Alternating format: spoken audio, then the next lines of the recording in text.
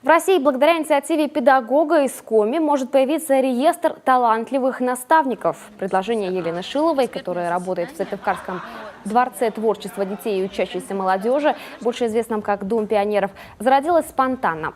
В рамках одной из дискуссионных площадок молодежного фестиваля в Сочи она заявила, что есть такая несправедливость. Одаренных детей государство отмечает, а тех, кто их двигает к вершинам, нет.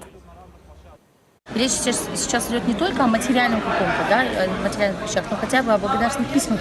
Этого у нас нет. Вот. То есть вообще какие-то призы, там еще что-то, только детям? Только детям, да. Вот.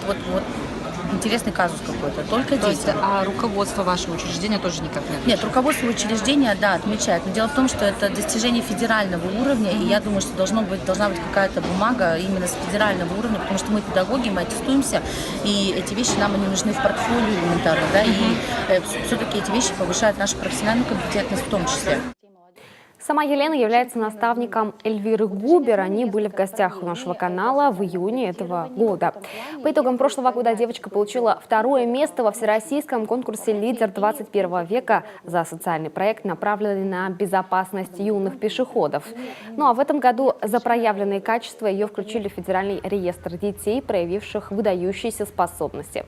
Графы с упоминанием педагогов там тоже нет. Предложение Елены Шиловой заинтересовало представителей образовательного центра «Сириус», созданного на базе Олимпийского парка по инициативе президента России, и ее пригласили на стажировку.